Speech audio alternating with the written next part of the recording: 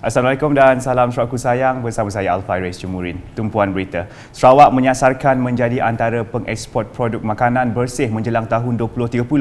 Menteri Pemodenan Pertanian dan Pembangunan Wilayah Sarawak Datuk Seri Dr. Stephen Rundi Utom berkata, kerajaan negeri turut menyasar tahap sara diri ini kepada 60% dan tidak hanya bergantung serta mengimport produk dari luar pada tahun 2030. Justru katanya kementeriannya akan memperkasakan sektor pertanian menerusi pertanian moden dalam usaha meningkatkan produktiviti. We have to change our mindset. Persatuan doesn't mean association only. It can be a koperasi, it can be agropreneurship, but it has to be something in terms of business. Profit and loss must be taken into account. And therefore, what we must do is don't dwell with something or activities that does not give you any return. Or anang ngerja pengawak ke ngerugi kita. Don't waste your time. Don't waste the energy that you have where you still can produce to give the outcome. Sementara itu, beliau memberitahu kerajaan Sarawak sentiasa membantu para pemain pertanian, peladangan dan penternakan bagi mengembangkan potensi produk mereka dengan menggunakan teknologi baharu sebagai transformasi. Katanya pelbagai bantuan termasuk modal permulaan turut disediakan dalam memastikan mereka mampu bersaing di pasaran komersial. Di Semenanjung sudah 70%, 75%. Jadi kita tidak boleh forever importing all this. Macam livestock, cattle, baru 13%. Jadi kita find ways how to improve, upgrade and also to be self-sufficient. Berita seterusnya, penguasaan bahasa Inggeris adalah penting untuk masa depan generasi muda dalam menghadapi dunia tanpa sempadan. Menteri Pendidikan, Inovasi dan Pembangunan Bakat Sarawak Datuk Roland Sagah Wiin berkata, populariti bahasa Inggeris dalam komunikasi harian, akademik, perniagaan dan hiburan menunjukkan kepentingan untuk mempelajari bahasa berkenaan. Jelasnya ia juga penting dalam bidang pendidikan dan digalakkan untuk mempelajari bahasa Inggeris sebagai bahasa kedua. Beliau berkata demikian ketika menyempurnakan Majlis Penutupan PPD Serian Highly Immersive Program Colloquium 2022 di Serian pada Khamis. Tambah Datuk Roland, program bertemakan We Share, We Progress yang diadakan selama 2 hari itu adalah platform terbaik dalam usaha untuk mengukuhkan penggunaan bahasa Inggeris di kalangan guru dan pelajar serta memupuk tingkah laku positif terhadap pembelajaran bahasa tersebut. Laporan berikutnya mengenai Majlis Ramah Tamah Gawai Raya Anjuran Unit Keselamatan dan Penguatkuasaan Sarawak UKPS yang berlangsung meriah di Penview Convention Centre PCC Demak Kuching pada Khamis.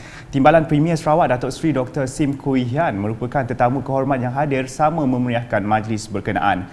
Selain itu, turut hadir adalah Timbalan Setiausaha Kerajaan Sarawak Pentadbiran Datuk Ik Pahun Joik, Pengarah UKPS Datuk Dr. Chai Kin Chung, Timbalan Pesuruhjaya Polis Sarawak Datuk Manca Atta, Pengarah Jabatan Bomba dan Penyelamat Sarawak Datuk Kirudin Rahman serta Pengarah Unit Pengurusan dan Pembangunan Sumber Manusia Datuk Ismail Muhammad Hanis. Dalam hal itu, majlis ini turut dimeriahkan dengan pelbagai pengisian seperti pertandingan pakaian tradisional raya dan gawai, pertandingan menghias gerai makanan dan hadiah cabutan bertuah. Seterusnya, hadirin yang hadir telah dihiburkan dengan persembahan nyanyian dan jamuan raya gawai seperti hidangan rendang, ketupat, manuk pansuh dan sebagainya.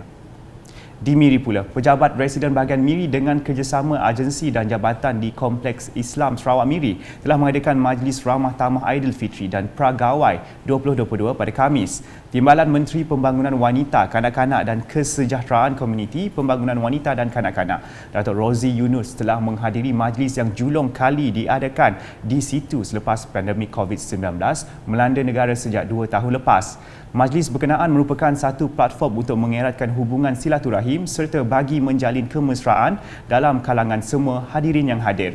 Majlis dimulakan dengan lawatan ke gerai oleh tetamu kehormat diiringi oleh Residen Bahagian Miri Abdul Aziz Muhammad Yusof.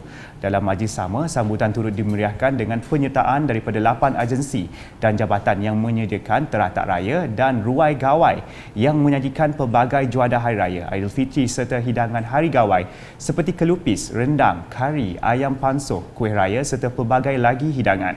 Teratak raya dan ruai gawai merupakan satu tarikan dalam majlis ini yang menjadi simbol kepada keharmonian serta perpaduan masyarakat berbilang kaum di negeri ini serta saling hormat menghormati di antara satu sama lain.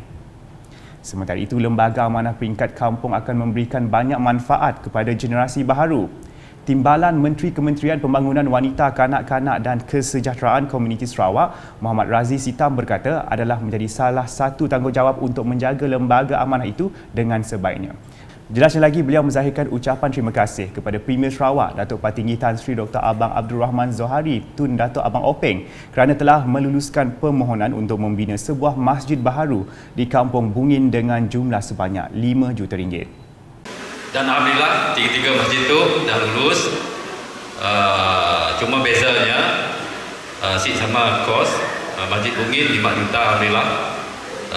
Masjid Depak asal daerah Depak asalnya 5 juta juga. Tapi bila kita present itu adalah masjid daerah, bukan masjid peringkat kampung. Jadi YPP mereka tambah 7 juta jadi 12 juta lah. Sama sekali dengan masjid kampung, daerah kampung saya ingat cuma kampung tu 14 juta. Sebab tanahnya perlu damping besar. Dan masjid ini 3 juta. Beliau berkata demikian semasa berucap dalam Majlis Ramah Tamah Aidilfitri di Dewan Pahlawan 7, Kampung Bungin baru-baru ini. Dalam pada itu, Ahli Dewan Undangan Negeri Adun Saribas itu menambah pihaknya sedia membantu dan bekerjasama dengan penduduk kampung dalam mencari lokasi yang sesuai sekiranya terdapat kampung lain yang ingin memohon masjid baharu. Beralih ke perkembangan seterusnya, dengan Pertubuhan Belia Kebangsaan Bersatu Sarawak Saberkas akan menganjurkan pertandingan mencipta logo dan video pendek sempena 50 tahun penubuhannya sejak Mac 1973. Menurut Timbalan Presiden Saberkas, Datuk Dr. Abdul Rahman Junaidi, jumlah keseluruhan hadiah yang ditawarkan bagi kedua-dua pertandingan tersebut bernilai RM39,000. Katanya pertandingan mencipta logo akan bermula pada 12 Mei sehingga 30 Jun 2022, manakala pertandingan video pendek bermula dari 12 Mei sehingga 30 Julai 2022. Pertandingan ini terbuka kepada semua orang yang berminat lah.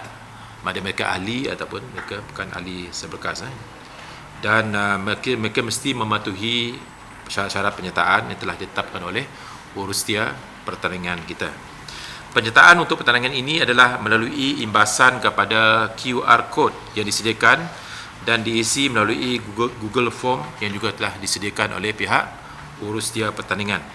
Semua maklumat berkaitan pertandingan terkandung dalam Google Form berkenaan bagi memudahkan orang ramai untuk akses kepada syarat-syarat penyertaan serta borang penyertaan yang disediakan sekali melalui Google Form tadi.